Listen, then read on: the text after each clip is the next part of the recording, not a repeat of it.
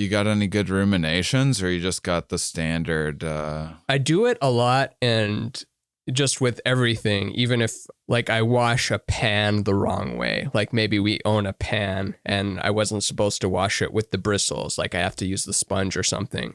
And it's one of the things I'm working on. Maybe I'm going to try to beat it right now, but I jump so quickly to like, I'm sorry, I'm a stupid idiot. And then Catherine will be like, no, I don't want to trigger that in you. I'm not trying to say you're bad. I'm afraid of telling you stuff like this because I'm afraid of you going down that road. Please don't go down that road. I'm like, okay, I won't go that road. I'm so stupid for always going down that road. I don't want to be the person that always goes down that road. I'm so sorry. I'm stupid for podcast.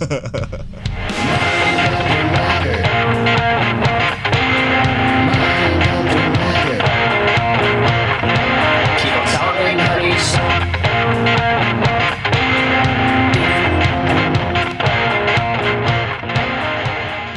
Haha, the boys are back. You missed us, even though we were only gone for a week.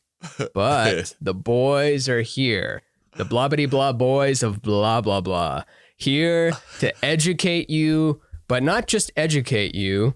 Okay, fine, just educate you. I have we're only going to Yes. Sorry. No entertainment. We're only going to educate you. Only education. I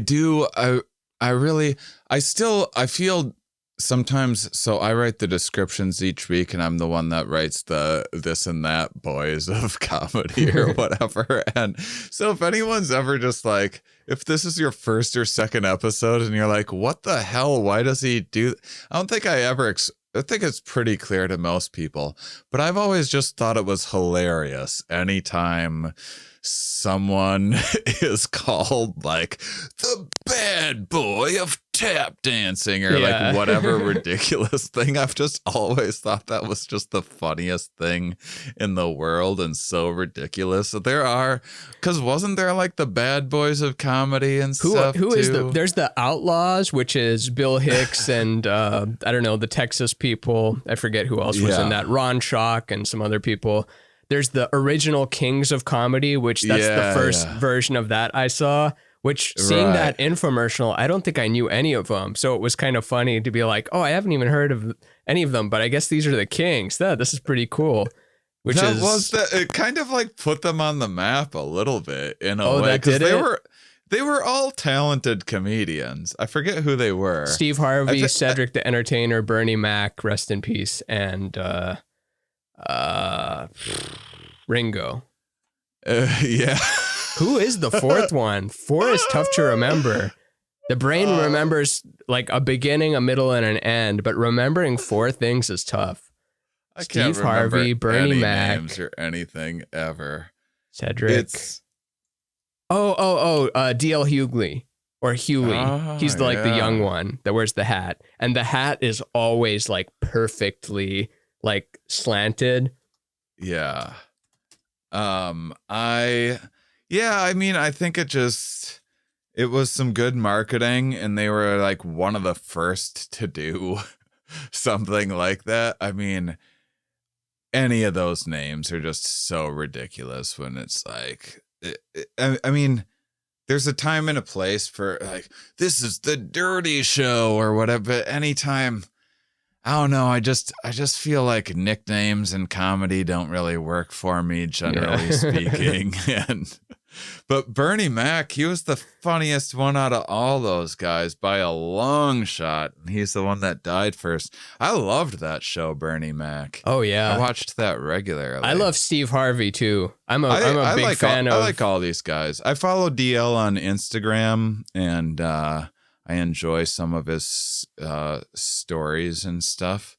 I enjoy keeping up with his take on various racial tensions, actually. Oh, I haven't checked in. I don't subscribe to too many of those things especially on Instagram, because Instagram's my pure, like, I'm gonna watch skateboarding videos and like just cleanse, and it's my opposite of Twitter.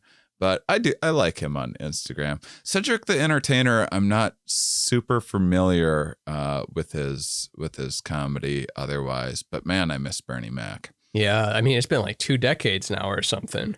Oh, Been a man, minute. yeah. But there's this, one of my favorite Steve Harvey clips is, I think it's on Steve Harvey Show, and there's a guest who is asking for advice about, basically had trouble having boundaries with people. And then Steve Harvey goes, "You ain't ever tell anybody to kiss your ass before?"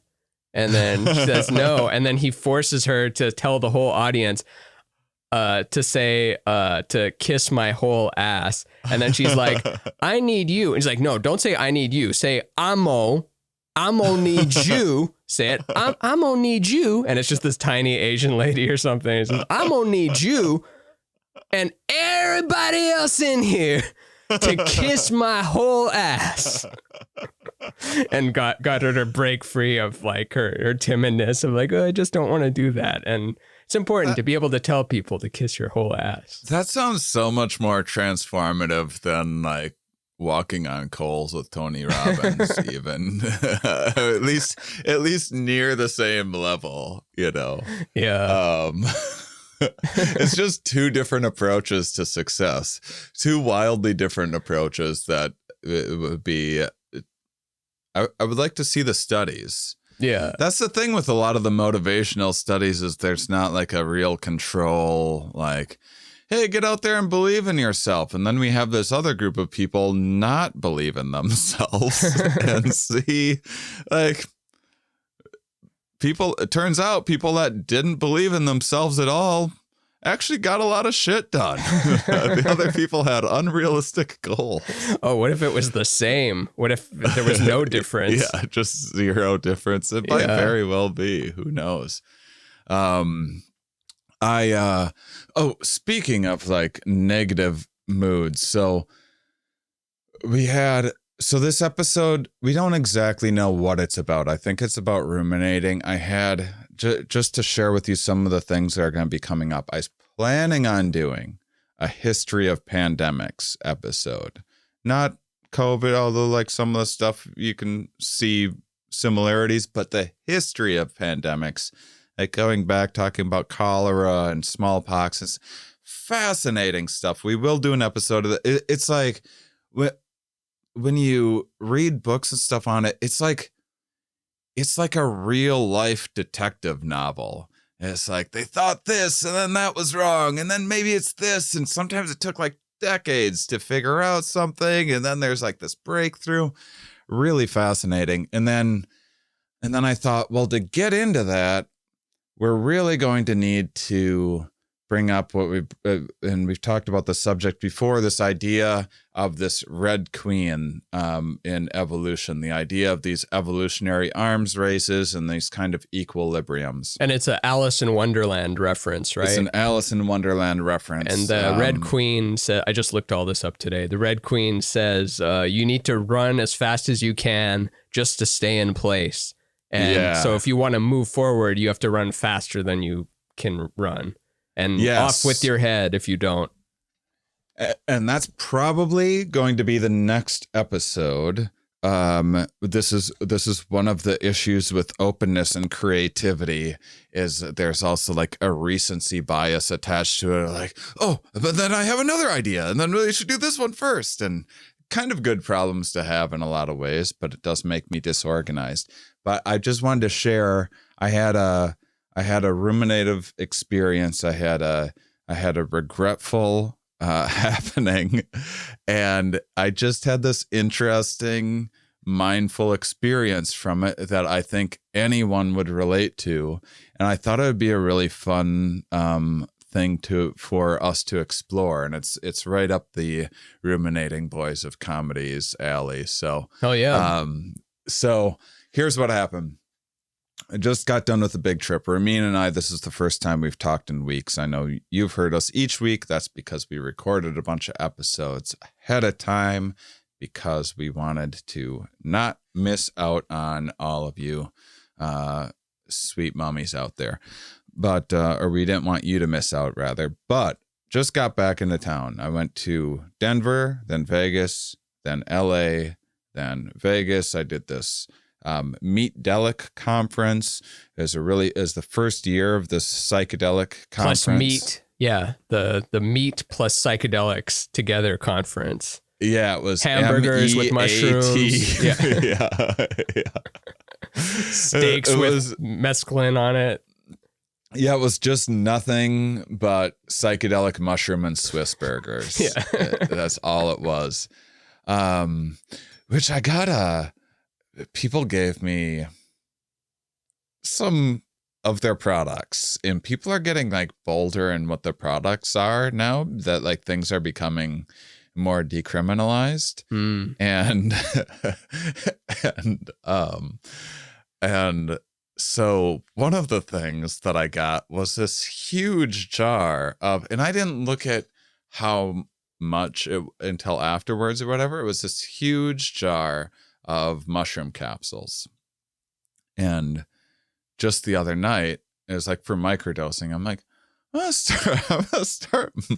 gonna start trying to microdose again. And when I started doing it like a month or so ago, what I did, I found that it upset my stomach. And so I would just take a microdose gummy before bed and sleep through it and be like the next day, whether it's placebo effect or whatever, be like, am I a little more creative? You know, it'd inspire me to like write more, or try to like get on top of shit, even if it wasn't physiologically doing anything. Who knows? It seemed to help. I bet it was. But who knows? I'm not, it's the brain is so damn complicated that I would be apprehensive to make any definitive statement on like, yeah, I took this little pill that altered my brain in this positive way that has no consequences and it's great and everyone should do it. I'd like more studies to be done. Anyhow, I took this 2 nights ago. I took one of these pills to microdose this before bed. I wake up 2 hours later and my brain's just like, wow. And I'm like, Jesus Christ. You gotta warn someone. Welcome to the jungle, bitch. It's just like just how am I having insane audio hallucinations and like shoosh off of one little pill? And then I looked at it, I'm like, oh, I think that's like a gram. Oh, I think damn. they're putting like a gram of mushrooms in there. So it's not a microdose situation. Anyway, had a lovely time at this conference. Met a bunch of people. I was actually more nervous about, I've had some mixed feelings about some aspects of the psychedelic community since COVID, as I think they're sometimes a little partial to conspiracies and superstition.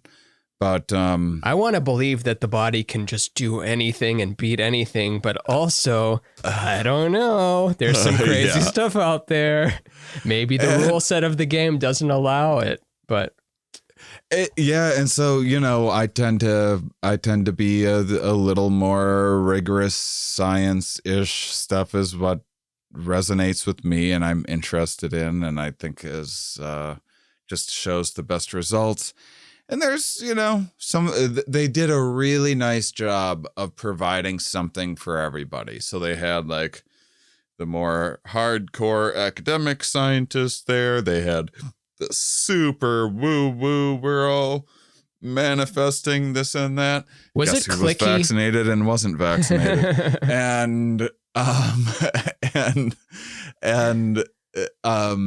But I had a really lovely time, and I genuinely and sincerely believe that like all there should be all of the spaces for all of the one thing there was at a stage that I didn't MC, there was a lot more panels about the kind of current investment opportunities and that sort of thing, and I would have liked to have seen more of those because it's interesting. One, I don't know much about finances and investment that much anyway, but 2, psychedelics is much trickier than marijuana, whereas it's not something that people are doing like every day. It's like you're figuring out how to make the therapy profitable, which is like an 8-hour session or like 14 hours with LSD. And how do you staff that and work? Like, it's just kind of complicated. Yeah, you want to invest in cocaine. That's like, that's a sure investment. Netflix, sure investment. Amazon, that kind of stuff. But yeah, psychedelics, it's not about growing it and getting more and more people to use more and more of it. It's not addictive. It's not habitual. Therefore, it's just not that profitable. It's not like a big conspiracy, really. I mean, not that there's not conspiracy. That's the thing with conspiracies is I think I may have said this on here before. I've said it elsewhere. But it's a little bit like an eating disorder in a way that like the what's bulimia. What's sad and challenging about eating disorders is you can't abstain from food. You can't just be like, all right, I just won't eat food like you can with like alcohol or something like that. Oh, if you're an right, alcoholic. right. And same with conspiracies where you can't just be like, yep, okay, whatever anyone tells me, whatever the government says, whatever. You just can't go along with everything, of course. And of course there's corruption, and of course there's conspiracies. So it's tricky that, like finding what the balance is before you're like losing touch with reality. But it was a super fun time, and I think I'm already invited back next year, and looking forward to that. On the last day, I go to do this podcast. This guy kind of duped me into doing his podcast, so I was already feeling like a little negative about it. The podcast was like, I'll just say it, because he's a nice guy and I enjoyed doing it. But the podcast, he called it Neurons to Nirvana, which is how your brain reacts to in utero and never mind. And bleach. Yeah, it's a neuroscience. It's the neuroscience of Nirvana. Mm-hmm. It's actually a documentary on. There's a documentary on. I believe it's still on Netflix called Neurons to Nirvana. And so I was like, just like looking quick, and he was at the. I'm like, oh, maybe this is like the documentarian or the filmmaker from this like documentary that I really enjoyed. So sure, I'll do his podcast. It was not. It was just someone that just jacked the name and made a podcast. So I was like a little irritated. He was a good guy and actually a good host and whatever. He was new. It was nice enough being on. But I was slightly irritated. I got to pay. I went out of my way. I got to pay like $10 for parking there. Which, again, who cares? And now I have like a 12-hour drive to Denver ahead of me. And I'm pulling out of the parking ramp, and I turn and I hit just a huge cement column that I was parked next to. No. Yeah, dude. And I'm going like, and by the way, when I tell this story, two things. Don't want anyone feeling sorry for me because it's not that big of a deal. And already two, done. I also I forget what I was going to say. Anyway, I recognize you really wanted to, but you didn't have the second. I do have a second. It just ran away from me. It was like, no, I'm going away. I'm hiding somewhere. Ha, I gotcha. I set you up. And then I went away. I love when the brain does that. Like, ooh, I have an idea. Here it goes. We're going to organize all of your thoughts in this order. Ooh, we'll start with this one. Wait till you get to the end. We got the grand finale ready to go for you. We just need you to set this up. And whoop, I'm just going to slip away. And you're just going had to to forget. run. Sorry. Great seeing ya. Let's hang again soon. Wait, you didn't tell me the second thing. This text is from Genius Thought that never comes out of mouth. Yeah. I hate that guy.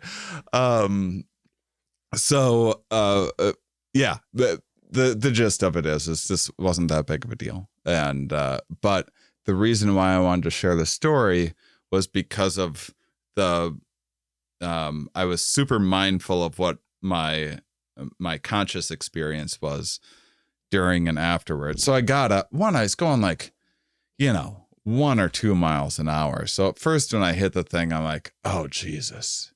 I was like, well, how bad can it be? And then I get out and look, and it's horrible. It's such an it's a cement column sized dent in the passenger side of my door. The door works fine. Okay. And everything else, but like in terms of how it looks, it's like, oh, this car, like no one would buy this car. This car looks like just a complete piece of shit. Yeah. It went from like, this is a reasonable car. Now it's a total piece of shit. And I'm like going back home to my parents. I'm seeing friends and stuff. Now I'm like thinking of all the people that I got to share this story. I'm like, do I make up something? Do I think of another story other than I just backed out of a fucking parking garage and hit the cement? An enormous, it wasn't hidden in any way. There was no excuse for it, just slightly absent-minded. It was like 4 feet fucking wide, this thing, and just turned right into it. And just, oh my God. It felt so stupid. Right away, I was like, there's worse things in life. It's just money. You can get this fixed, even though you're insanely broke and didn't need another thing to have to pay for. But so there's a couple things that I wanted to explore with it, because then I had a 12-hour drive afterwards. The director's commentary version of the film of Cement Pole.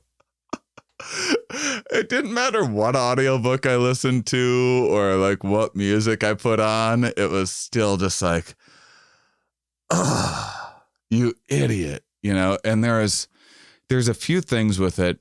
One, I was thinking about how, like, what if that didn't happen? Like, what if you didn't feel stupid after just backing into a large stationary cement hole? Like, you would just do that quite a bit if you didn't, because the brain must be going when sorting out what of your happenings in a given day is worth consolidating into your long-term memory, what is worth your long-term memory then integrating into your kind of conscious awareness for future events. Next time I'm in a parking lot and pulling out, that memory, especially for the next, foreseeable future, is probably going to go, hey, remember, there's cement things you can back into. So double check before you start turning out. There's a lot of utility in having that. And part of the feeling of stupid is, one, there's like a social connection where it's like, it would have been a little bit different, I think, if I would have like ran over something stupid and like messed up my exhaust. No one else would have known potentially, You mean without it affecting the function of it, right? Right. You're saying the aesthetics of the passenger side door is worse than I gotta something explain under this it. Yeah. anyone that sees this door, I now have to explain to. It's a black eye versus a black ass or something, where you can hide it. The old black eye versus black ass. I wish I bruised my ass instead of falling on. But actually, no one believes that you fall and get a black eye. It's always abuse. I mean, think about if I like go to pick up a date or something. That's the first thing. Oh, that's over. Like, say I'm meeting someone, that's the first thing she sees.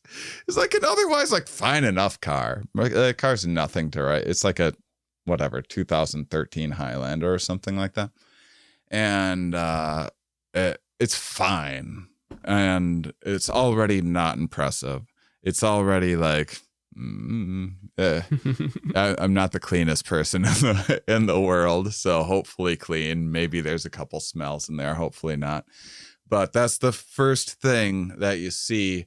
So there's like these social consequences involved. So that makes me feel that much more stupid because other people are going to know. So there's more to it than just like, this cost me money. This is going to cost me money to fix. Yeah. Then it's also not like, if it's raining out and your car skids or something like that, and it's like truly an accident, even if you're texting or something like that, that's still like, well, that was unfortunate. Act of God. Happened. Yeah. But just turning into one thing I was happy my brain didn't do, which I think is often a consequence. I was thinking of the stupid stories your brain can tell yourself during this. And one is like lots of blaming, like you already heard me going through like, I shouldn't have been there podcasting with this person anyway. Yeah, stupid Kurt Cobain, like stupid Foo Fighters. He played drums in Nirvana, so if they hadn't found him, there wouldn't have been a Nirvana, there wouldn't have been a podcast. I wouldn't have been in the parking lot, and I would have opened my stupid door. Or you didn't open the door; you backed up into it. Exactly, and we've talked about this in the past of times of. I don't remember what episode this was, but how your brain notes what is worth remembering and what makes the cut. What makes the cut. Yeah. And because of that, then you're searching, you're like, oh, well, this was this negative experience. What caused it? And it does go beyond. It's like, well, it might not have just been me driving like a dipshit. Let's explore all of the variables. Is there something wrong with this particular kind of hotel? At least my brain didn't go so far as to be like, what was that? What was the cement pole doing? Why would they put it there to hold up a structure? Why wouldn't? But you hear excuse, when something bad happens to you and you just get like mad at the universe. Oh, every single aspect of everything. Yeah, IKEA furniture. It's like stupid IKEA, stupid Swedes, stupid Europe, stupid everything. Everyone else is doing it wrong. Yeah. Not just you're dumb. Like you put the wrong screw in the wrong thing because you didn't read the instructions and thought IKEA would just be intuitive. Or when something goes missing, the first thing you do is blame like any other human that's had any opportunity to take it. It was the mailman. It was our friend who stayed here the other week. Yeah. Oh, the man. maid gets blamed a lot. I don't have a maid or anything, but like that's a common trope of the maid took it. Oh wait, sorry, I found it. But then you still remember, part of you is still angry because you built that story to blame them. Yeah. Or sometimes you'll have I haven't had one of these in a while, but you can be mad at someone in a dream for something they did. They didn't do that, but it's still kind of in there. Yeah. And so, I mean, it's crazy because there's a lot of conflicting things going on, and we still haven't done like a sub-self episode, but it is like this, these court cases being built in your mind where there is an aspect of you that will blame everyone and everything else for shit that you did wrong. But then there's also another aspect of you that will get like unreasonably hard on yourself for things that either weren't wrong at all or just like normal everyday. Well, you didn't check off quite as many things on the to-do list as you intended. You might have been overestimating what you're going to get done. like the amount of blame that you will put yourself on, or that you will put on yourself for something like that is just like regular human condition stuff. You were just being a human, and then you do like a pretty a pretty stand out like act of stupidity, and you start yelling at everything else in the universe for it. I didn't do too much of that. I was proud of that, but here was the awesome thing that my brain did like several times, and I was like laughing about it, and I forgot this like human experience. It'd been a while since I'd had it, which was my brain kept on going like, well, what if that just didn't happen? like what if I'm in a dream right now? Like, or what if have you ever had that one where it's just like luckily no. Luckily, really? I can't remember it. I can't remember. Maybe I can, but like, you know, when something happens to your kid or your pet or a friend. Okay, no, with a friend or something. Yeah, that'll happen. Usually it's like a severe loss or something, a death. Like that. You're like, no, this isn't real. But not to the point where I'm like, I can't believe I'm not waking up. Normally I'm like, this sucks, but I'm clear that this is real. This isn't so horrible that it's. Mind you, I was like sinking into the feeling with like curiosity and teasing it out and being like, what's that about? It wasn't that I was like actually like full blown in denial or whatever, but I just thought it was so funny that any denial could exist. And that you'd use it on the car. Exactly. Like you get it a little more during like you said, there's a death in the family, or like, you know, it happened when I broke my feet, or there's like a global pandemic, or like an election didn't go the way that you thought, or like you see some crazy thing on the news, whatever. There's various states of denial, but like over a dent in a car, my brain being like, well, one solution to this is, what if it just didn't happen at all? What if it had never happened? You start living in a fantasy world where that's the only event that changed, and no one else knows that that's your delusion. Yeah. It's like, isn't that fucking crazy that the brain's even... I mean, again, it's not like it was hook, line, and sinker. I wasn't buying into it, but that was involved in the brainstorming session going on it was like right up there with, oh, I wonder if I should get an estimate in Denver, or if I should, and then my brain would be like, what if this is a dream though? What if it just, what's that guy doing? What's that guy doing in the board meeting? I'm sorry, who is this? Get out.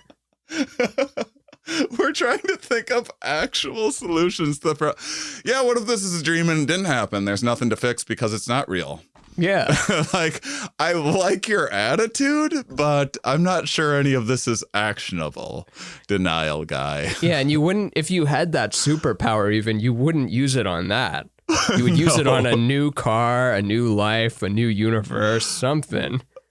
Yeah. You have one wish. Yeah. Most people ask for all of the money. No, just the one dent. Yeah, I want $1,000 or whatever it costs to fix it. Or I don't know, that's tricky. Sometimes they're like, no, we can't replace this door because it would be cheaper to just buy a new car entirely. So I think that I can also, another side note, because I want to go back into this a little bit. Not necessarily the car thing, but just rumination generally, because it's fascinating. But I don't want to forget this aspect of the story. I got to Denver and I showed Steve and Rihanna, my assistant Rihanna and her boyfriend Steve, and I hope that I'm not being inappropriate when I tell people that they're pretty kinky. They're a pretty kinky couple. Nice. I'm comfortable saying that because they never thought of them as kinky or not kinky before, but now it's just like in my head, I'm like, everyone is tied up in a million different ways, and ball gags just shooting out their ears. That's crazy. They're doing some. I mean, I don't even ask. I just know, like, just what gets filtered through in conversation. You know, they're getting after it. They used to have a good for them. I feel okay bringing it up publicly because early on in their relationship, they did a podcast about it that I actually thought I wish they would have kept on doing. What was it called? The Fuckers. Oh, I don't remember, but it doesn't exist. The Fuckers. But it was just like all the weird stuff they would do, and then they'd sometimes record like audio of them doing stuff, and that's like, that's brave to. I worry about putting stuff like this out there for my like extended family to see, and then I like am at the holidays, and then they hear whatever, but. Like kinky stuff about your sex life, like that's brave. Anyhow, I think it was Rihanna was like, "Oh, you can. I've seen these videos where you can take a suction cup dildo and pull the dent out."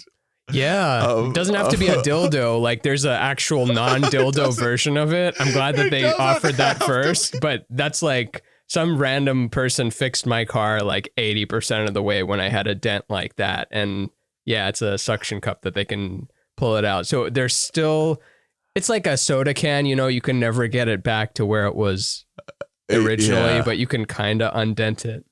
Yeah. It was pretty undented. And I do like that you clarified for the listeners that it doesn't have to be a dildo. Yeah, it's like you're trying to not touch your mouth to this, and like, they have these penis straws that you can suck liquid out of that they use for bachelorette parties. Is there a non-penis one? Yeah, I think so. So anyway, you put your mouth on the tip, and you don't have to put it over the balls and the shaft, but yeah, you just kind of suck, and the vacuum, because nature abhors a vacuum, the liquid ends up kind of drawing into your mouth through the penis straw. Nature abhors a vacuum. That was some fucking great sciencing.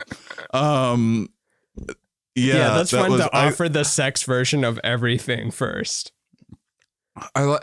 Which I do like the idea of, you doing this for like giving them the suction cup dildo and then them having to fix their car on the street with a dildo, and then afterwards being like, oh, also I have this one specifically made for cars. I don't know why I didn't think of that one first, but yeah, and then the bedroom would be fun with that one too. But it's funny because they aren't, to my knowledge, neither of them are handy people at all, and they're handsy. But like they're like. Anything you can do with a dildo, they're like, oh yeah, you could probably.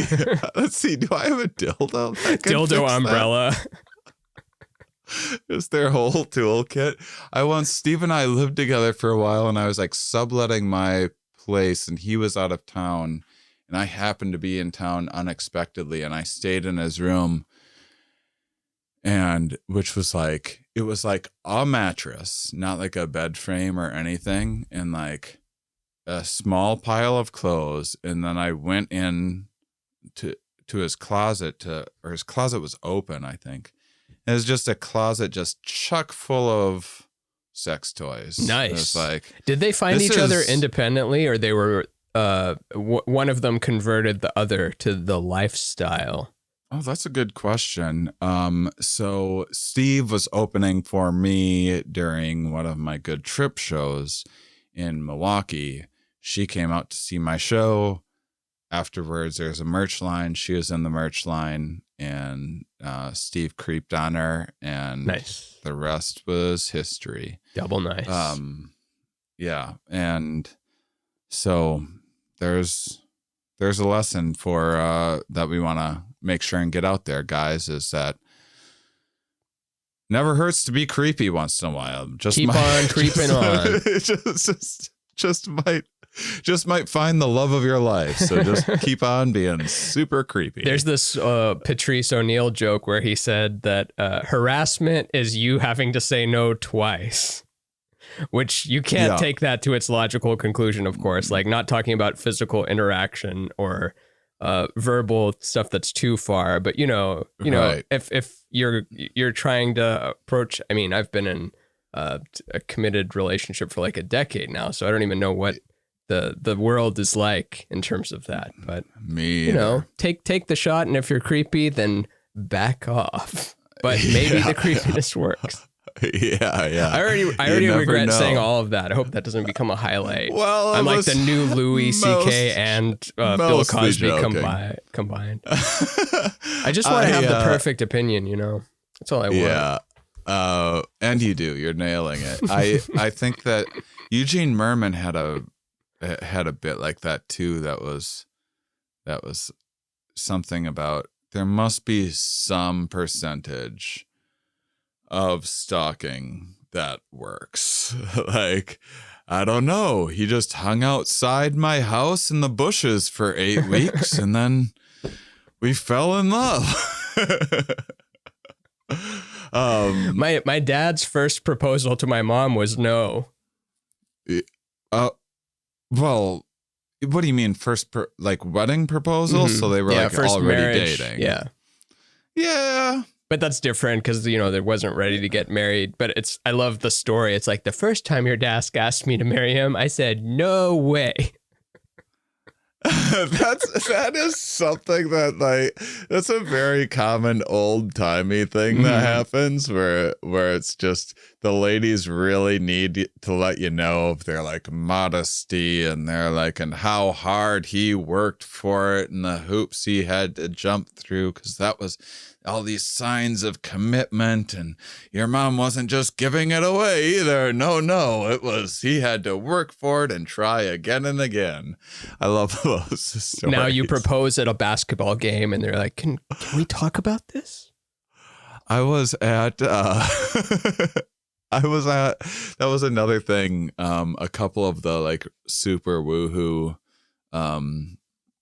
speakers at the MeetDelic thing that I was annoyed with one of the guys because I knew he's like super anti-vax conspiracy peddler, but takes all kinds.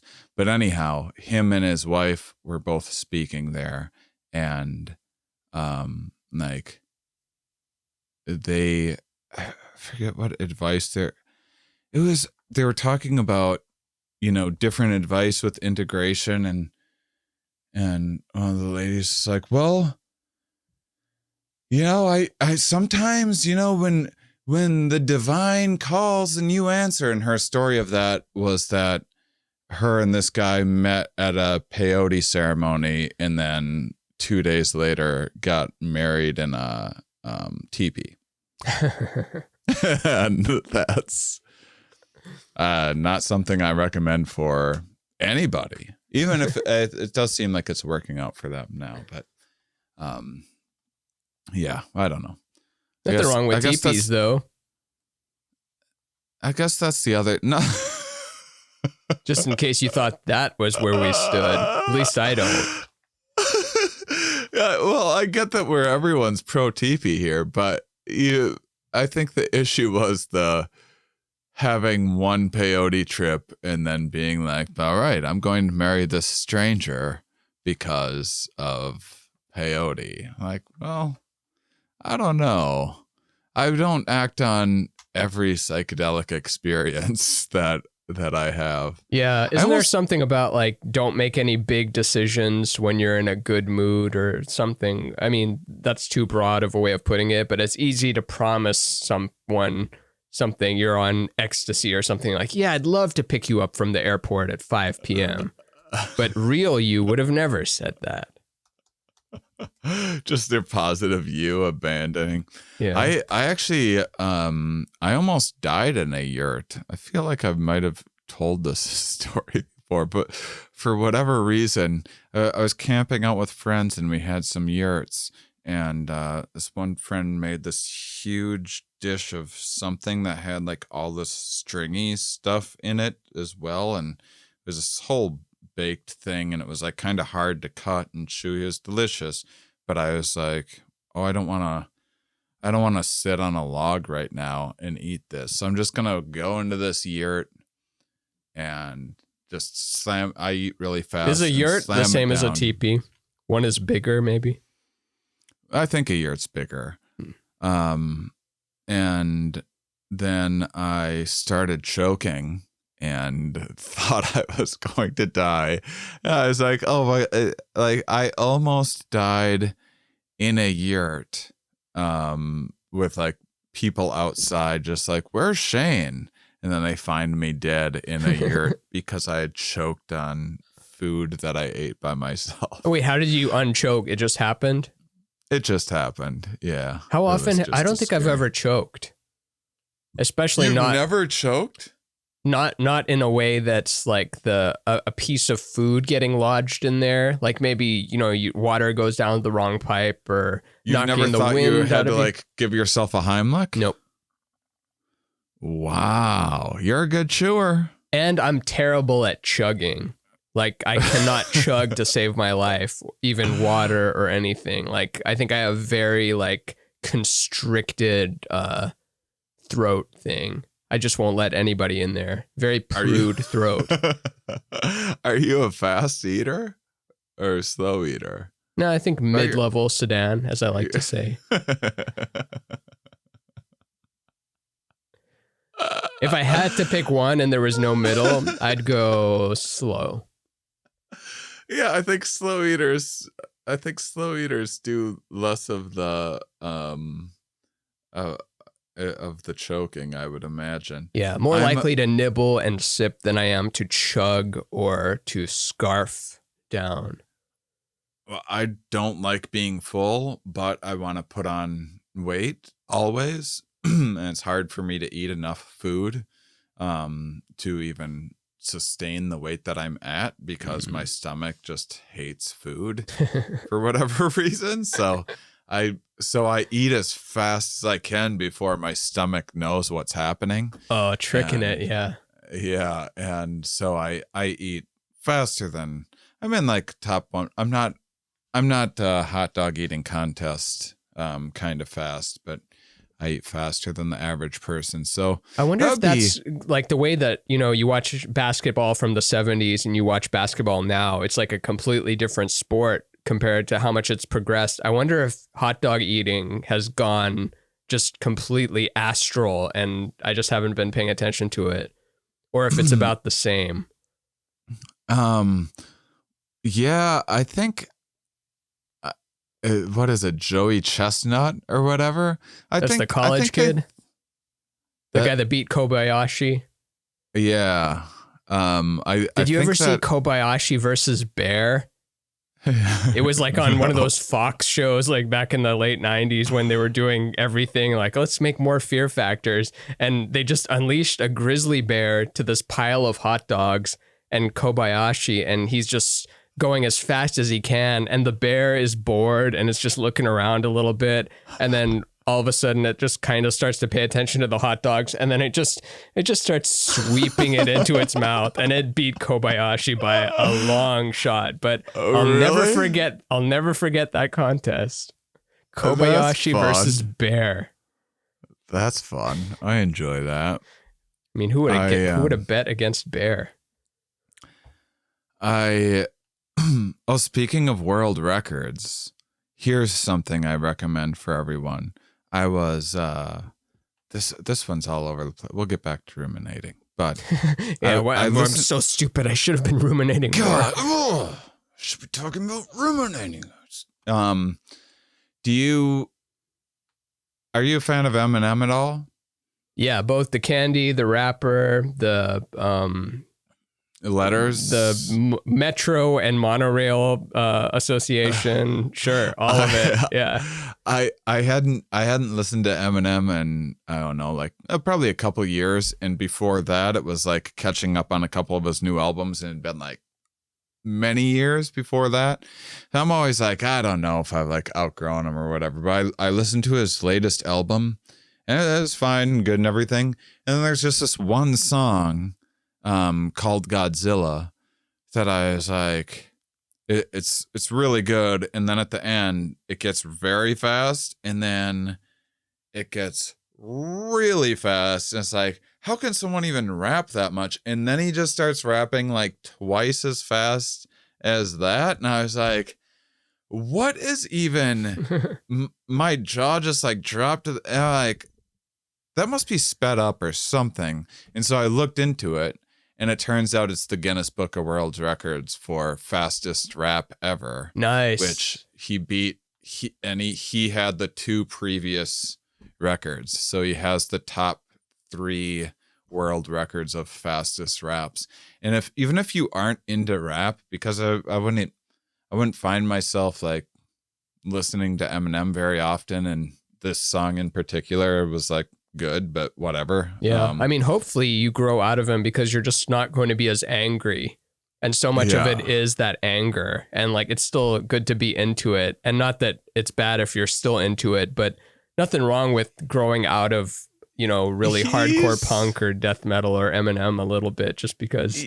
Yeah, the nature of it. He's growing along with it too, though, and becoming like more and more mindful of it. And like his album, his second to last album, the first 4 or 5 songs were all like old Eminem shock value stuff that made me kind of roll my eyes. And then the whole rest of the album is him like making fun of that. Oh, like, that's making fun of it, and it was pretty interesting. But yeah, I mean, to hear someone rap at that speed is like, I don't even understand how a mouth can move like that. So it's kind of worth, even if you don't listen to a single word, it's worth listening and to. that it's someone famous and who's made hit songs, because normally with world records you would think that the fastest rapper is just some random kid at Atlanta that doesn't have the best bars or rhymes or whatever things, but it's just really fast, but the other stuff they're lacking.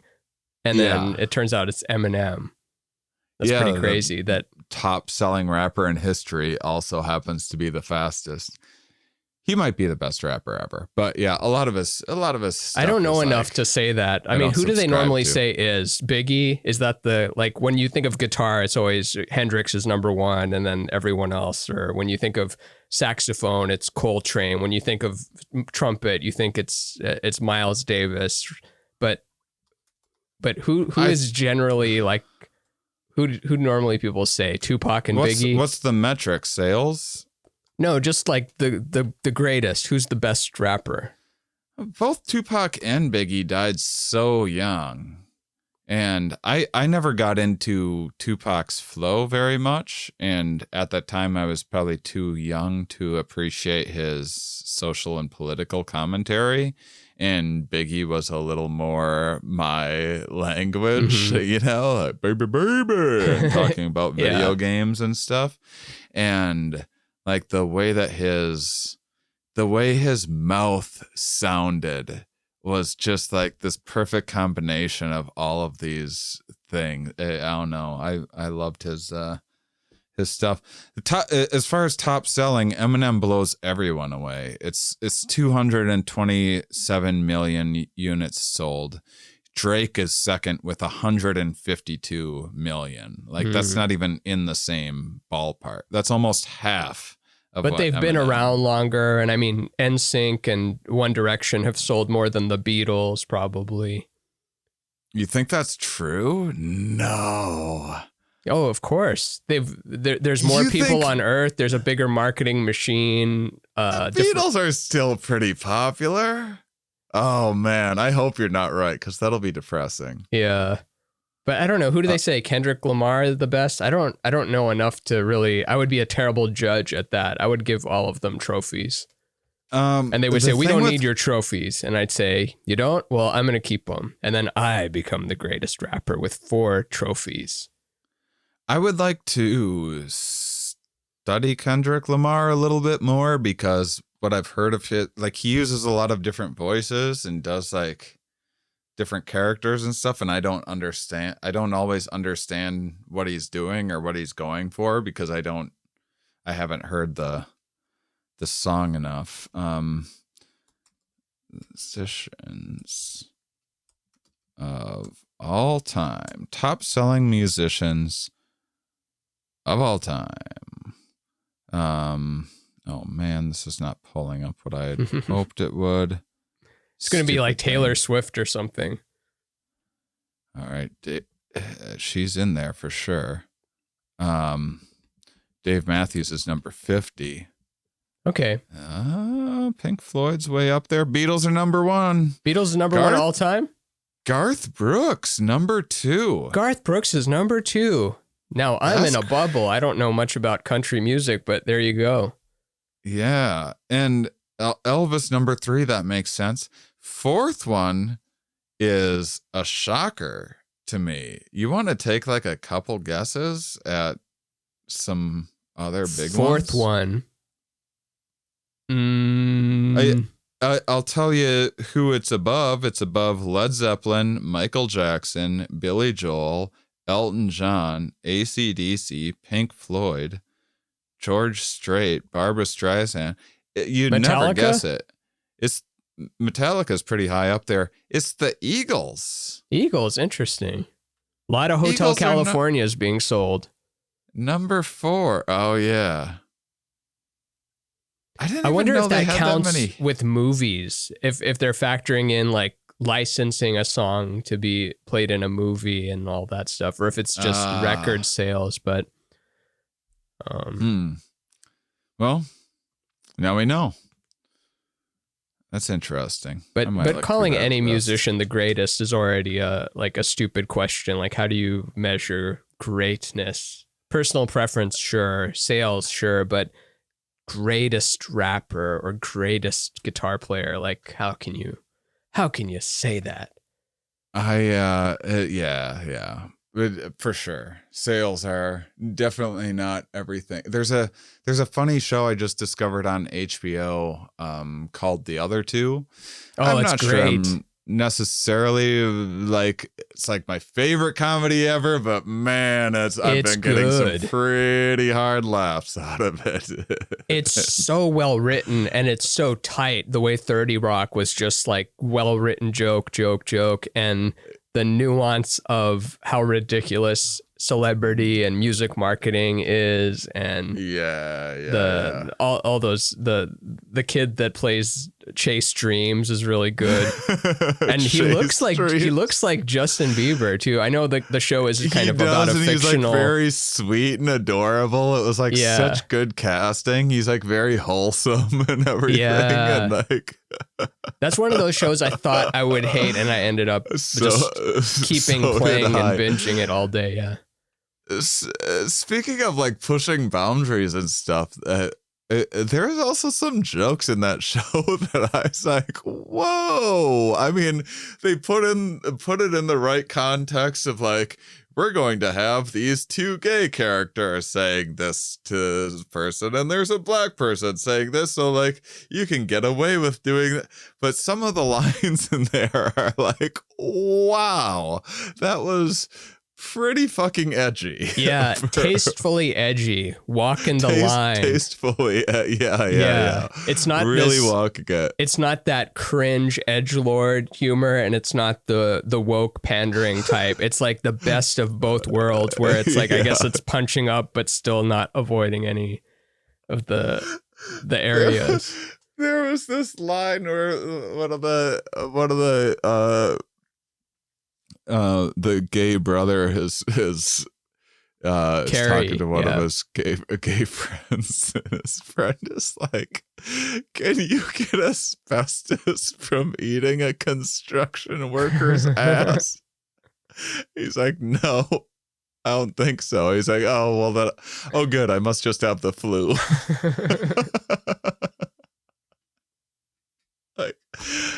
there's just lines like that caught me off guard in the show. Like, wow, all right, you can still like say stuff like that in a way that's like, maybe it's offensive coming out of me, but in the context of the show was just fucking outrageously hilarious and done to perfection.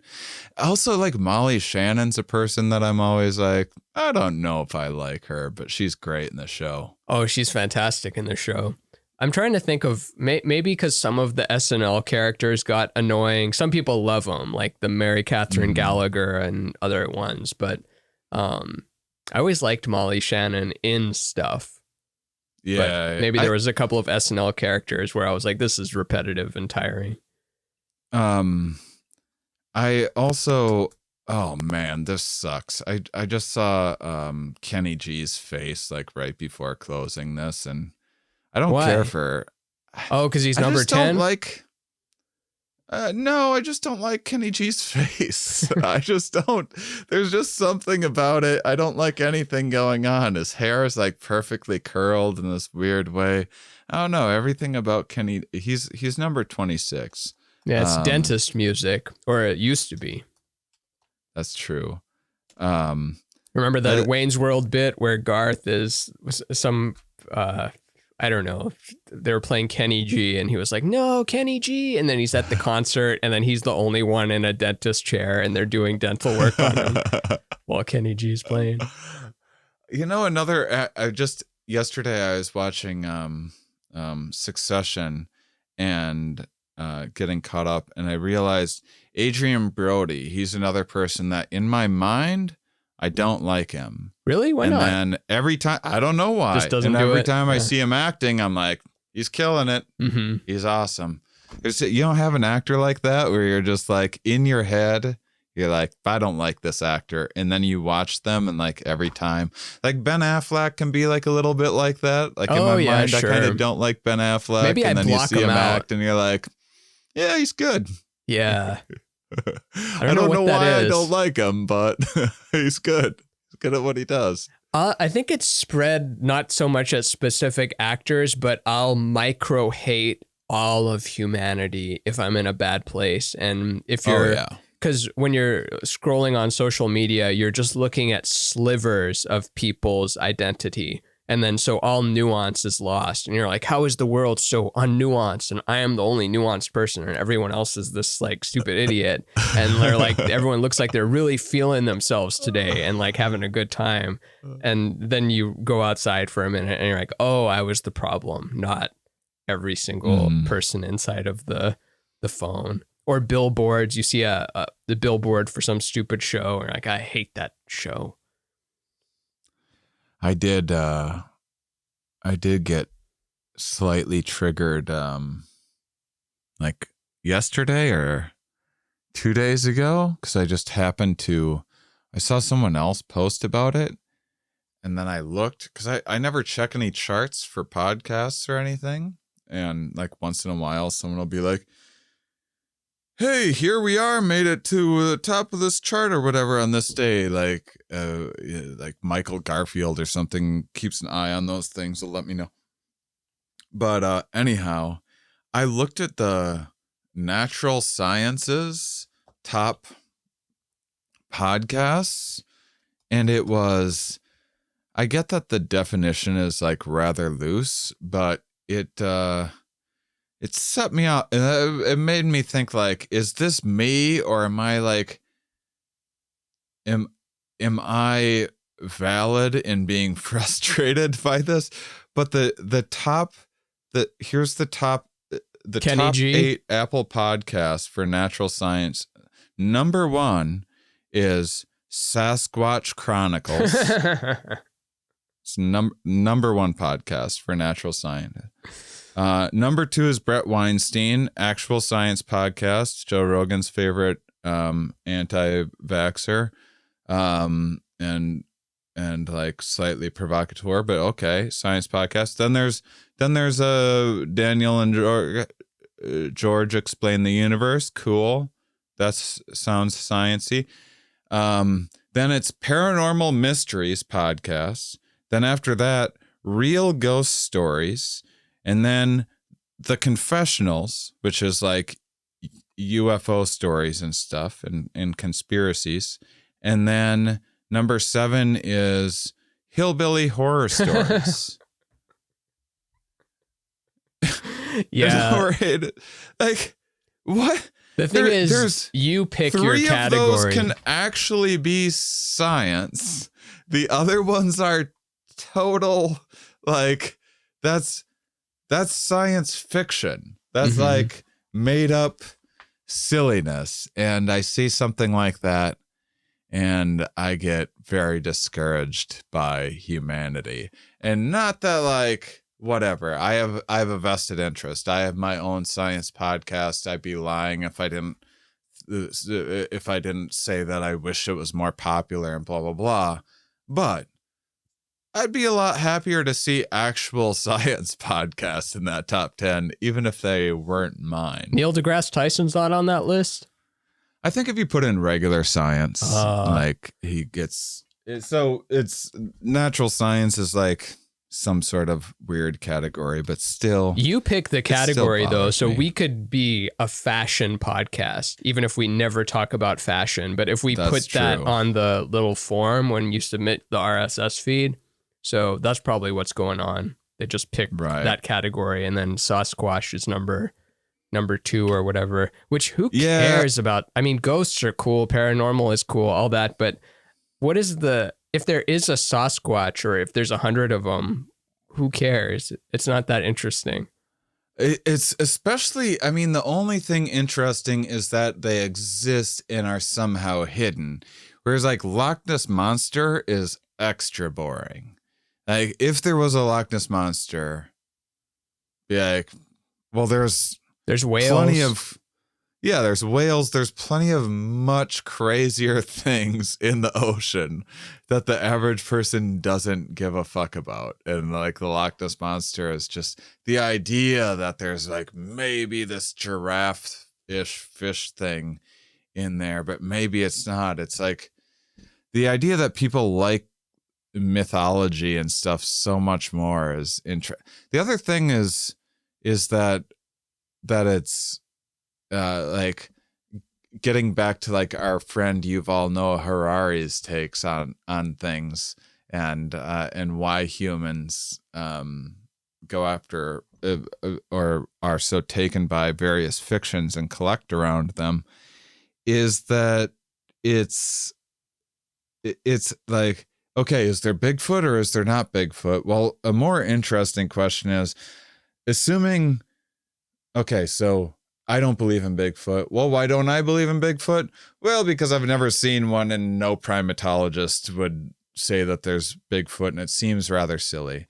But looking at the other side of it, like, okay, if there's not a Bigfoot, but someone believes there's a Bigfoot, how is the brain even able to come up with a story like that and then believe it so much and have that be like more important to them than actual primates that actually exist, which is like where a lot of the sapiens stuff comes in. Yeah. And I think those questions are absolutely fascinating. If I were to cheat on my husband with another sapien, I would make up a story about Bigfoot kidnapping me for 3 days or 4 days, and I would make eye contact with the other sapien I'm lying to convince them of this fiction, when really I was cheating on my husband.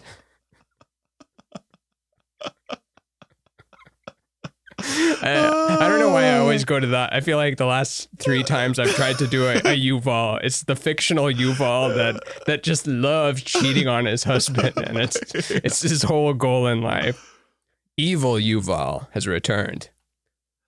By the way, I looked up just like top 10 science podcasts, and that will restore. They're all wonderful, fantastic podcasts, ologies and Stuff to Blow Your Mind and Science Versus and Radio Lab and those sorts of things.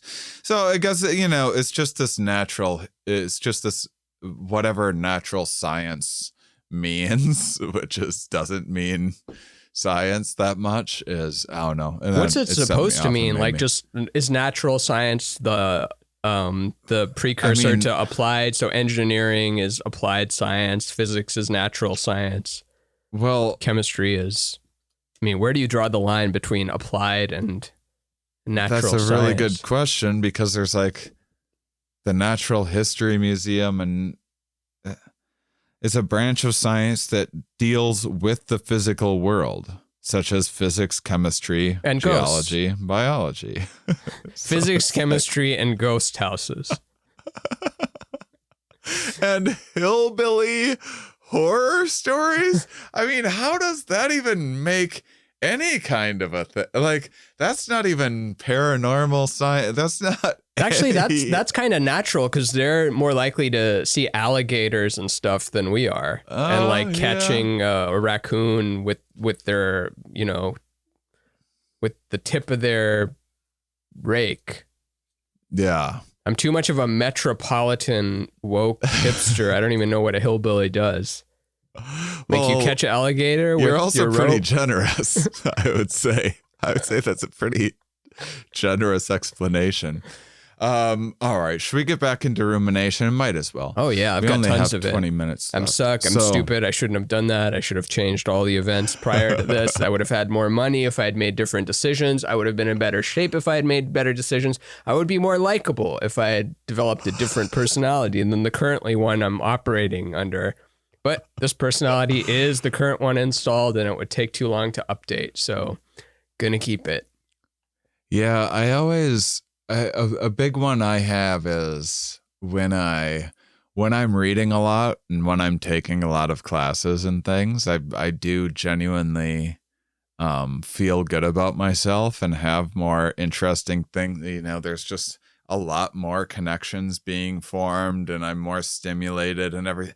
It's just that to get there, it's like it's a lot harder than just popping some mushrooms or whatever, or watching TV or whatever else. It's like, it's tedious, you know? It's like taking a class with someone like, oof, this person is not a very good lecturer, but this content I know will be worthwhile to have in my brain. But it's And about the so- connection, though, and it's tough to shortcut there. But do you ever find yourself, you're working on a piece of software or using some software, and you're like, I wonder if I would be able to accomplish this with the software. I wonder if I could export in this way.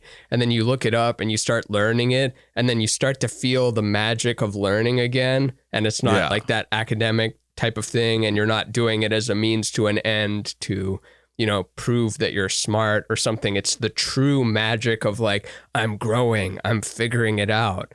And it's easy to lose touch with that. Yeah. I mean, I don't even mind doing it to pat myself on the back to feel smart. At least that makes me feel better than when I waste a bunch of time or just like sit around drinking too much or whatever. But I'm truly after like the epiphanies and the new connections. You and, never like, just sit just around drinking seeing too that. much though, right? You're doing something while drinking. You're at least watching a show or Yeah, usually. okay. Yeah. Sometimes you just sit and drink and with nothing. Just sitting Not there. that I can think of. Okay. Usually I'm like writing or doing some work or something like that. But then, so when I feel my worst, it's like the trifecta of I'm doing 3 like passive things half-ass. So I'm like drinking plus playing a board game. Like 1 or 2 is fine, but when I get like, oh, I've been playing, this is my 5th game in a row of this board game and it's been 2 hours, and having a TV on at the same time. So I'm like half engaged in all of it. I'm doing like fairly mindless things anyway with half of my mind, and like wasting like 3 time suck things all at once. And like in my mind, that's like me being efficient with my time wasting or something, and it just makes me not enjoy any of the things. I'd say that's when I feel my worst, when I get into doing that from time to time. It feels so good to focus on one thing, but we're so adverse to it. Like we don't want to for some reason. Like I want to answer emails while listening to a podcast. Well, what's strange too is that it's quite testably we are really bad at multitasking. Yet, if you ask the general person that is unfamiliar with that research or hasn't read this in a newspaper article or whatever else, people very much overestimate their ability to multitask. And so I wonder if it's just that it does make sense that evolution just tends to make us overestimate our abilities generally, but I wonder if there's something with our modern climate where our hunter-gatherer ancestors, the tasks that they had to do were like kind of you were always kind of walking and being social and building a friendship while also hunting and planning things and talking about potential mates and scouting looking for berries and plants and things at the same time. But all those things were like, you couldn't super focus because it's not like there was a berry everywhere. It was just kind of, you just need to have it on your mind and be vigilant, sort of. Those are more of the tasks. Yeah. So a little bit of multitasking, but mainly you were focused. Whereas now when you actually have to do something like emails and this at the same time, it's just, it doesn't seem to work. I wish I could make those ghosts like in, there's this Charles Stross science fiction book where one of the little mechanics in this future world is that you can split off ghosts of yourself to do stuff, which is essentially an AI replication of your current skill set, personality, brain, everything, except once you do that, it knows that task that it should be doing. So if I didn't feel like doing emails or trash or something, I would just split off into 3 ghosts and then send them off to do those things. And then I would be free to pursue more higher philosophical things, such as saying, I actually don't mind whenever I'm just sitting and doing nothing. That very rarely feels like a waste of time for me. Like the meditation style of nothing, where even just laying in bed and thinking. And just thinking, contemplating that. I don't beat myself up for that. I get a lot of good ideas and I get a lot of motivation from that. That'll be we're about to record some new Mind Under Art episodes, and I remember one of the questions was kind of about some of that, someone's guilt with like stopping and relaxing and everything. So we'll address that on a bonus episode in the future. And it's a dopamine detox a little bit too, because so much of what we're doing, whether it's reading or even watching the birds, looking at a TV or something, just forcing yourself to just lie down and not sleep is a little bit of a dopamine detox. Yeah, it's, I wonder if there's, in the way that there's like a kind of Charles Bonnet syndrome or whatever, where blind people start to hallucinate people that had sight at one time and then lose it, and then they start hallucinating things. Sure, it happens with deaf people and audio hallucinations, because that region of the brain doesn't want to atrophy, because brain atrophy is bad. So it just kind of starts up the engine from time to time and forms these visual hallucinations that aren't grounded in the outside world, but are just keeping the engine running and making sure all the parts of the brain still work. I wonder if there's, because we're so tied in with, like you said, like the dopamine hits and TV and all the various entertainment that when we are forced to just sit not do anything. Our brains just like, all right, well, we'll just have to make up our own stories and everything now. We're supposed to be taking in stories all through the day. Yeah. I guess what I'm wondering is I wonder if we're more or less creative during those times than people used to be. Like when you have less time to contemplate, and much of your waking life is overly saturated with stimulation. If you have more creative thoughts afterwards, or if you're burnt out and have less, I don't know. There's no way to measure it, probably. Yeah. No, that's an interesting one. It could go either way. Would be cooler. I don't want to be deaf, of course, or blind, but I was thinking of how it's easy to block out light for the most part by closing your eyes, but blocking out sound entirely, I mean, you've got plugs and muffs and stuff, but you're not really blocking it out. So there's the one silver lining to being deaf is that you can block out all of it. Yeah. No one can startle you. They'd have to physically touch you or throw something. I mean, you feel the vibrations, of course, too, but like, I wonder if it's a very peaceful. So if you'd pick one, you'd go deaf versus rather than blind. I mean, sight is more important for just going around the world and stuff. I think I would have to lose hearing first. Yeah. But same. I don't know. Well, I don't maybe know. we'll. No, I would keep sight. I got to keep the sight. Well, when we make like some weird science and philosophy show or something like that, we'll do one where what was that movie with the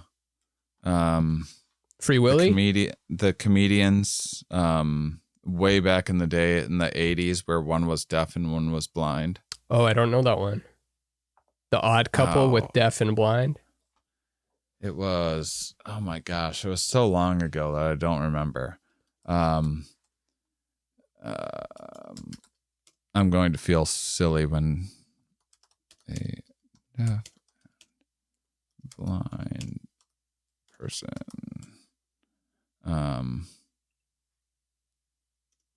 I'm not finding it. Oh, See No Evil, Hear No Evil. Oh, okay. No, never saw it. Oh, really? Nope. It's it was Richard Pryor and Gene Wilder. Which one was blind? Which one was deaf? I forget. Rotten Tomatoes gives it 28%. So, man, with two mega stars too. Yeah, two highly acclaimed comedic individuals. That's got we'll to really switch stink. off. It would be fun to do a fictitious one where one is blindfolded and the other is can't hear me. I can't hear. Yeah. Just recreate that dumb movie. Yeah. All right. So with ruminating, I wanted to, because you touched on this idea. So we talked about in the past. So I was thinking of this denial thing again. That's what caught my attention the most, and I thought was the most fascinating. Was there was a level of perception that was like, well, what if this isn't true? And we kind of, I think what's going on when we did the like what ideas make the cut and why, and you have these kind of what are the biggest milestones in your life and you're ranking them. And we talked about in past episodes what that criteria potentially is that there are these critical moments where you can imagine, your brain can run a simulation of where you'd be had that not happened or had something else happen in that time, and the difference between where you are currently and where you can imagine yourself being had that good thing happened or had that bad thing not happened or whatever else. The distance between those two states is what makes for the most impactful moments, and those are the ones that stick out as like the most defining moments in your life.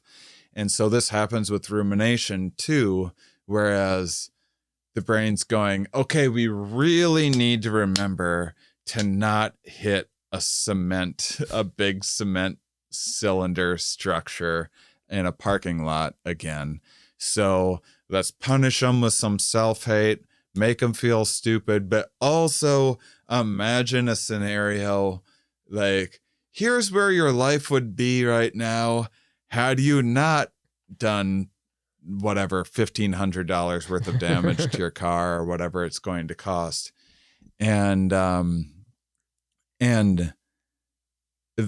So I was already thinking that, and then I heard you bring up, that was the main premise of the examples that you used. Like, oh, if I would have done this, I could be this much further along, or I'd be nicer, or I'd have a different personality right now.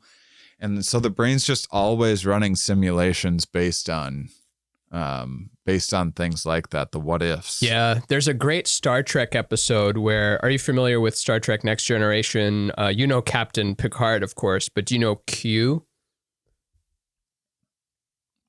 No. So Q is that entity that's might as well be a god, but technically he's an alien from the Q continuum, and they can just like materialize any matter or, manipulate reality and time and all that. So he likes to mess around with Picard a lot. And there's this one episode where Picard is like regretting that he got in this fight that gave him this, I don't know if it was like a shoulder injury or something basically that he's ruminating on and regretting. And they take him back in time, and had he not been in that fight, like how his life would have gone, and he ends up just being a total wuss wiener for having avoided the fight. And he's like, instead of a captain, he's an ensign, and Riker is like kind of dismissive of him, like, ensign, get back to your station. And he's just like a smaller, like worse version of himself. So the lesson of it was the thing that you're ruminating on might be the thing that actually sent you on the better path, even though you're imagining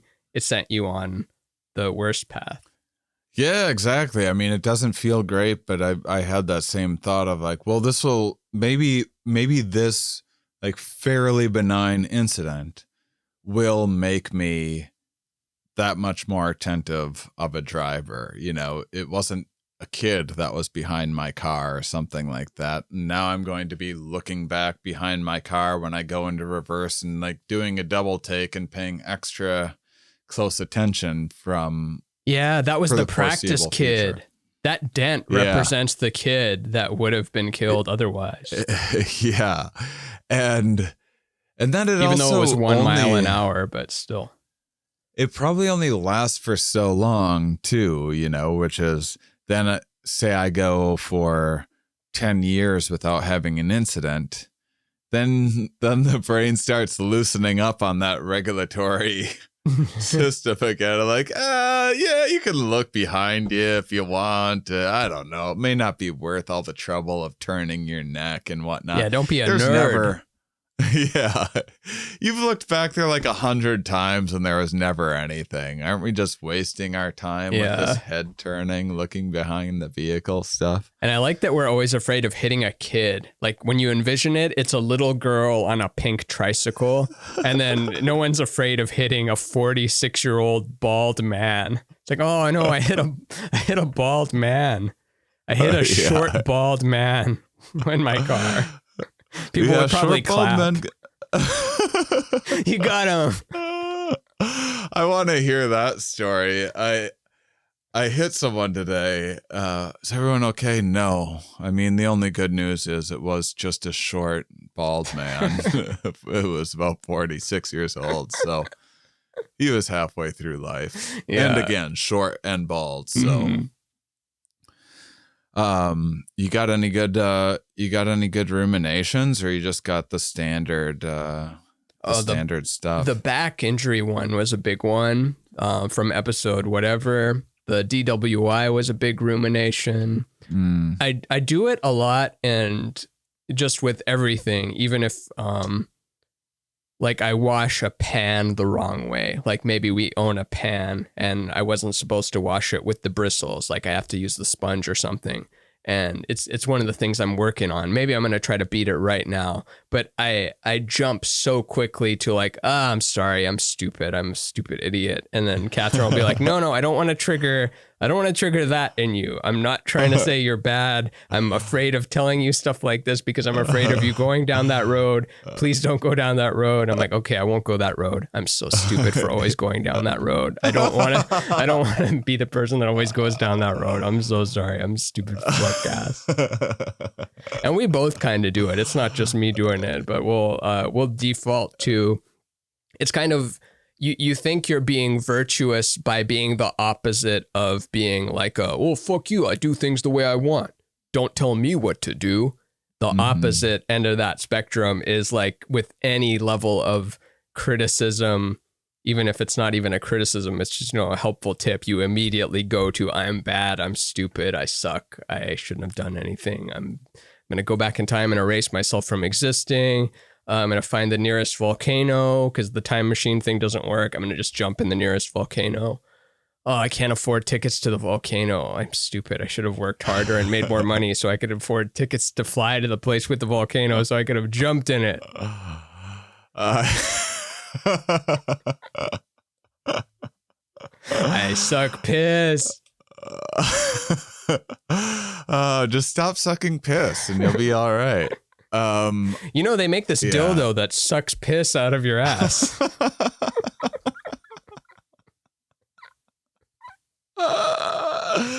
I got to learn more about the world of kink. I don't know that much about it. I feel like Seinfeld in that episode where he's like, I'm not an orgy guy. I can't start wearing a gold chain and a V-neck shirt. Yeah. Some people, who knows, we all change and stuff, but it's interesting. Some people are like very into, I think everyone enjoys sex, but like there are asexual people and there's a spectrum of them, but there's people that are more into it, just like how people are more into music or something. Oh, yeah. And their interest goes beyond the regular urges. Like it becomes like a thing, you're reading about it and you've got like magazines about it. You've got a sex podcast and I don't know. It's interesting. Yeah, I mean, they're just like everything. There would have had to have been a spectrum, and there would have had to have been, and perhaps there are people that have like a genetic abnormality where they're just like totally fucking sex crazed, and it's because there's if you don't like sex at all, you may not reproduce. If you like sex way too much, you may not survive. You may get like a bunch of diseases. You may be like a bad father or mother or parent or whatever. Like there's if that's all you can concentrate on. And so, yeah, evolution would have theoretically carved out this kind of nice distribution that most of us are familiar with, that we call anywhere from asexual to like very kinky, but asexual people must think sexual people are just the weirdest thing. And also, you know how we'll talk about this. Weird, like existentially. It's the weirdest. There's, we'll talk about this more on the Red Queen episode, but you know how we're a sexual species, and then there's asexual species that reproduce asexually instead of by that. Is there the same way that there's asexual humans? Are there sexual individuals of asexual species that are like these weirdos that are like, there's a lot of species that can just reproduce on their own. Oftentimes it's a last resort for them. They'll do it if they're desperate enough. And then there's species that normally reproduce on their own, which are rarer. And then once in a while, like, all right, I'll fuck a thing. Oh, nice. Did you make that kid yourself? Oh, no. I made it with someone else. Oh, really? Because it looks a whole lot like you. Yeah, that's weird. No, but I made it with a partner, though. Yeah, she should be home any minute now. I hope she's all right. Sometimes she takes a little bit longer, but yeah, I can't wait for you to meet her next time. But nope, made it with a partner. didn't just plug it up my own whatever. So if you guys, the listeners, if you've found yourself ruminating on like, gosh, I really wish I would have, I keep forgetting to support these guys on Patreon. Hey, you don't need to beat yourself up over. There's still plenty of time. You can get on Patreon. There's plenty of bonus content, plenty of ways to support the show. We are making just some slight change, just for an update. They're very, very small, but just to let you know, we're at about this 7 months in or so, we're at about half of where we hoped to be with our Patreon and financial support. So we're stretched a hair thin. That means our editor and assistant Rihanna and editor Matthew McCool are stretched a bit thin as well in terms of what they can do. So we're trying to make the episodes just a little bit shorter, so there's a little less editing to do. And we're doing, instead of 4 Mind Under Arts a month and a monthly bonus episode, we're going to do 3 Mind Under Arts and the monthly bonus episodes. So there's still a monthly bonus episode each week. But that just buys my editor a little bit more time because he is getting burnt out. If you guys can find a way to contribute, that will allow me to get someone else to edit Here We Are, which is less complex than this podcast. Then Matthew McCool can do his amazing job full-time on this podcast. We're not quite there yet. Love your support. If you don't have the money, totally understandable. Also, you can write me and I'll send you some bonus stuff just for being broke. But if you do have it, that'd be helpful. And always love all the comments on YouTube and the reviews on the podcast, Apple Podcast app and everything else. So next episode, we're going to be talking about the Red Queen, inspired by... there's a really good book called The Red Queen by Mark Ridley in 1993 or something like that, which was inspired by other ideas from people before him. But it's a pretty crucial thing in understanding evolution to consider, and will really set up some of the pandemic history stuff because of all of these various evolutionary arms races. There's a lot of things that we can improve upon in life. Like, we'll build better roads, we'll have less car accidents, but things like male-female conflict, things like virus-host interaction is so much more complicated. And it's like, there's not going to be a winner necessarily. It's going to be an ongoing... Yeah, no winner of the war, but winners of the battle every time. Exactly. So it's super interesting to think about. We're going to really expand on that next week. So until next time, keep on salivating, honeys. Ding.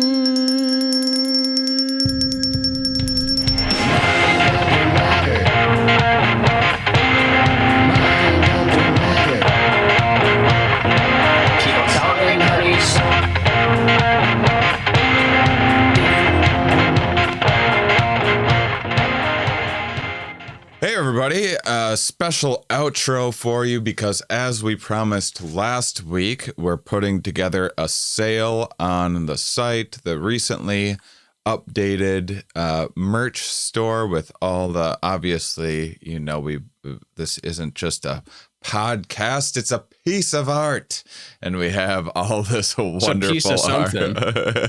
We have all this wonderful art that comes along with it, and it's the holiday season and time to celebrate consumerism and buy gifts for people. So if you want something for yourself or the mummy in your life, and maybe even it's someone that doesn't listen to the podcast but should, and it's just a piece of art that's relevant to them or whatever, maybe a cool t-shirt, you can go and you can get any regular listener can get 15% off on the mindunderpod.com website. What is the offer code for that? Use code MUM15.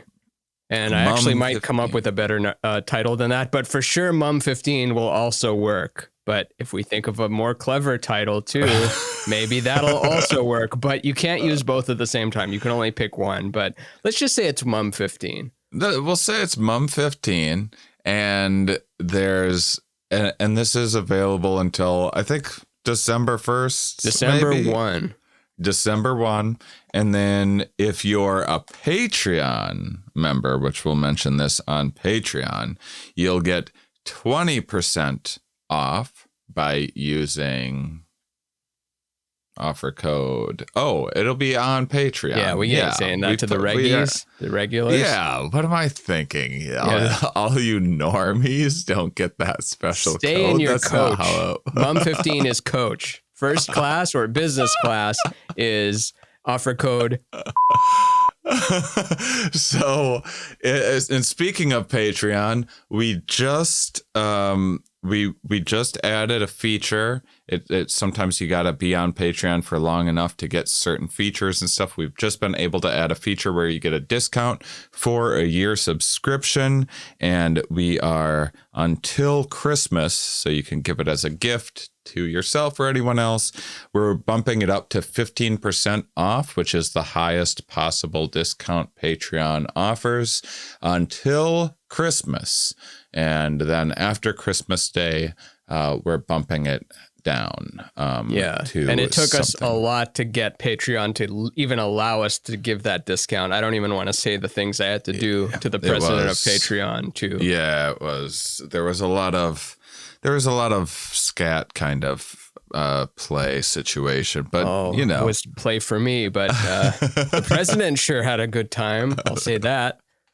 And we have a special offer code that you have to guess. And so it's something that we've referenced on the show before, and we know like sometimes it's not like we reference it often, but sometimes listeners reference it. Sometimes listeners have referenced it on Patreon or on YouTube comments. And so the first 4 people, is that right? Mm-hmm. To guess it, we'll get 50% off. We're losing money. Yep, losing money on this. We are losing money on this. 50% off any of the Mum merch. If you guess, if no one guesses, maybe we'll give hints or something like that next time. I'm uncertain. I'm curious. Yeah. If you will listen, actually... you'll know. If you listen to the show, you know what the code is. All right. I don't know. I would almost bet you that no one's going to get it the first time, but I wouldn't be surprised if they do. You get unlimited tries too. There's no penalty for guessing wrong. Unlimited tries. All right. So if you can hook it up to one of those it. password guesser AI things, then you might be in luck.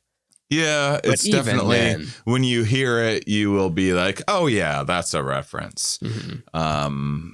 So yeah, that's that, and yeah, I hope you guys have a happy holidays and great Thanksgiving and anything that you do to celebrate and do things with friends and family. We have we're putting together a kind of winter solstice history episode. Something I'm trying to brush up on, not brush up because I didn't know about it. It's something I'm trying to research a little bit. Certainly not an expert on, but I can already tell you that it's a super interesting and fun story. So we're going to be talking about that, getting a little festive. So I appreciate it if you're in the festive holiday spirit and want to support us. You'll be doing that by also getting an awesome gift for yourself or friends. So thank you very much for listening. Keep on styling.